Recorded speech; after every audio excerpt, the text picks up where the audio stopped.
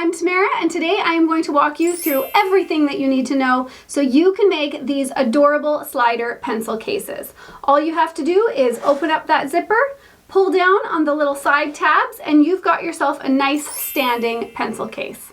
So if you want to make something as cute as this, let's jump into that tutorial. Alright, so to prepare for this project, you will need 2 pieces of lining fabric cut at 7 1/4 inches wide by 10 inches high, and then you will cut 2 canvas fabrics out at the same measurements. So 7 1/4 wide by 10 inch high. That will be your outer bottom piece, and you will cut 2 of those. Then you will cut 1 large piece of fabric, which will become your main slider, and you will cut that at 13 1/4 inches wide by 10 inches tall. Use that same fabric to cut 1 piece at 2 inches wide by 3 1/4 inches long. That will be used as your zipper tab. Cut out 2 more pieces of fabric at 2 1/2 inches long by 1 1/2 inch wide, and that will be your slider pulls. Then make sure you have a zipper that's at least 8 inches in length. If it's longer, you can always cut it shorter. For the slider interfacing, a medium weight fusible interfacing is what you will need to use. I will link to that in the description down below. Cut that at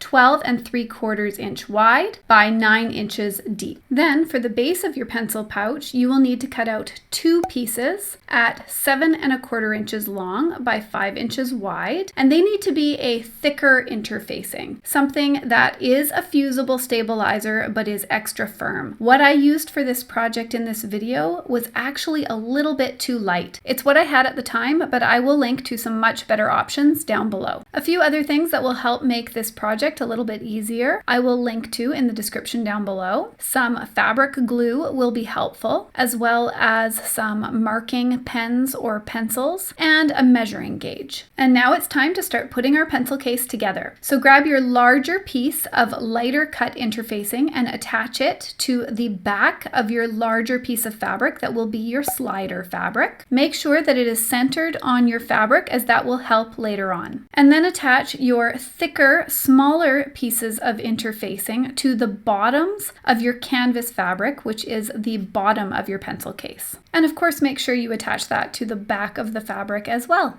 Now, I don't know if you noticed, but my white canvas fabric is actually cut an inch shorter than my lining. That was done by accident, and I do rectify this later on.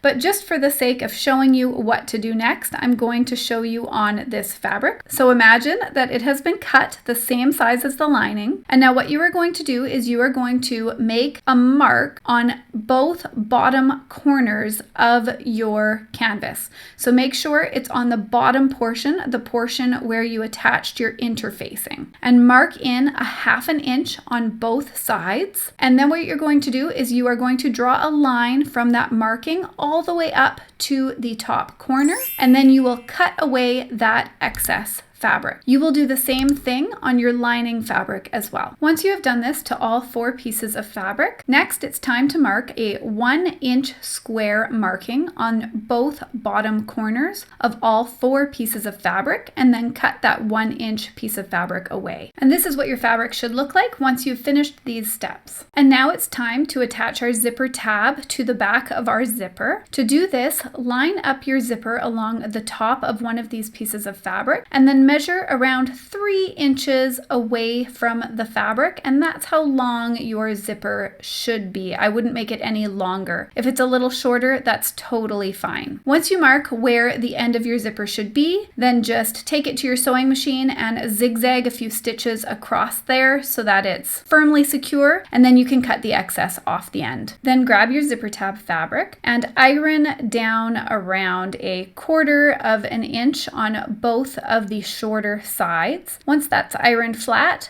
then lay your zipper so that the end of the zipper is around the middle of that fabric. Make sure your zipper is face down on this fabric. This is where some fabric glue can come in handy. I just like to mark a little bit on my zipper, and then you'll be able to fold your fabric tabs in and then fold the back piece up and over. Once all of that is secure, you can either clip that in place or have it glued in place. Just bring it to your sewing machine and sew a square around that entire piece. That way everything is secure. And now the zipper is ready to attach to our pencil case. So take your canvas fabric and lay it face up so the interfacing is face down. Make a 3/4 inch marking on the top left-hand side. You can do the same marking on the other piece of canvas, but you will mirror where that marking is going to be. Then lay your zipper face down, then fold the end fabric on your zipper back and on a little bit of an angle upwards before lining up the end of your zipper with your marking. Then pin it in place along the top of your fabric. If you want, you can use a little bit of fabric glue to secure your zipper in place. I don't find that I need that, but if you're new to zippers, this might help you. And then lay your lining fabric face down and just adjust your clips so that they're holding your lining fabric in place as well. Then make a marking on the opposite side of the fabric, 1 inch in. You will not be sewing across that 1 inch. And now it's time to put that zipper foot on your sewing machine, and then we are going to sew our zipper in place. Start on the end without your 1 inch marking, do a quick back stitch, and then sew all the way down to your 1 inch marking. Once you reach that 1 inch marking, make sure your needle is in your fabric, lift up your foot, and just tuck your zipper out of the way. Once it's tucked out of the way, then you can put your zipper foot back down and continue sewing on down the line all the way to the very end. Do a quick back stitch, and then you are done. This is what it should look like. Then it's time to do the same thing on the opposite side. So just finger press your fabric out of the way and then close your zipper, grab your canvas fabric, place it right side up and make sure that your zipper is facing down. Then mark your 3/4 inch marking on the way in. Fold your zipper fabric up and out of the way again. Clip all the way across, and then of course sandwich your fabric with your lining fabric face down onto that zipper. Make a 1 inch mark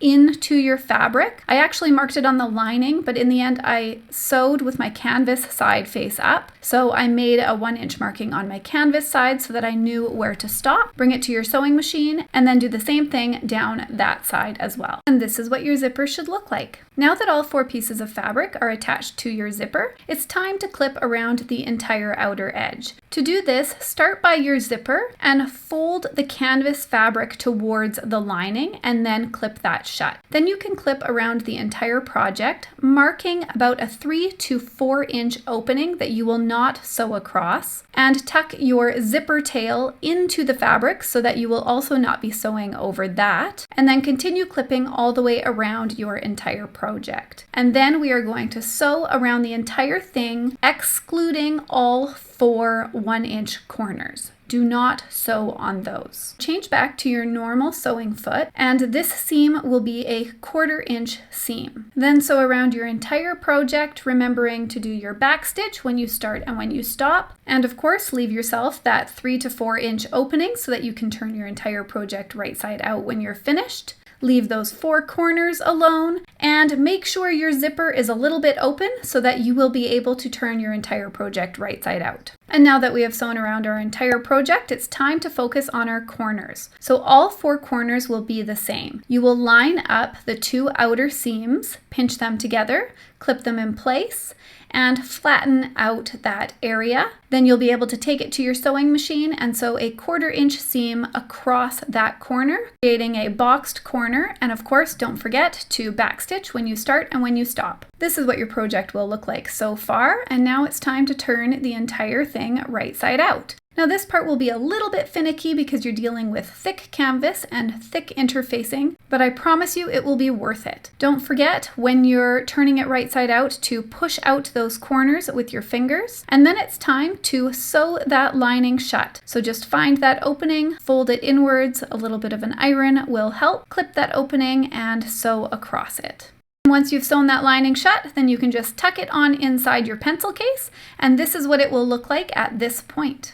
And now it's time to grab your slider fabric. Fold it in half, right sides together, with your short ends matching up. Then take it to your sewing machine and sew a 1/4 inch seam across that edge. Now that you've created a tube, take both ends and fold them over. This is where you can use your interfacing as a guide and just fold the edge all the way over and pin around the entire circle. Do that on both edges, and then you can fold it in half, wrong sides together. Then you can adjust those clips so that it's holding the open seam shut. And now it's time to create our tabs so that we can add them into this open seam. Somehow I missed recording how I made my tabs, but what you'll just do is you'll fold the outer edges inwards, and then you'll fold the entire piece of fabric in half, creating this tab. And then grab both of your tabs and mark a 1/2 inch up from the bottom of the tab on both of the tabs. That way you will be able to attach them into the open seam evenly. Now grab your slider and look for the sewn seam. That's a good guide for where you can attach your first pull, and just attach it along that marked line that you made on your pull. Then flatten your slider in half so that you can find the exact opposite side, and you can place your second pull opposite your first pull, doing it the same way, clipping it in place. And then we will take this to our sewing machine and we will sew an 1/8 of an inch seam allowance around that outer edge, closing it in. Then take your slider and line up the top edge along the top edge of your pencil case, making sure that your pull tabs are evenly spaced on both sides of the pencil case. Pin it in place, and then we'll take it to our sewing machine and we will sew a top stitch around that entire top edge. To do this seam, I actually switched back to my zipper foot because then I could get nice and close to the top edge. I also lengthened my stitch a little bit so that I had a top stitch, and then I went around the entire top edge. And of course, remember to back stitch when you start and when you stop. And this is what it'll look like when it's finished.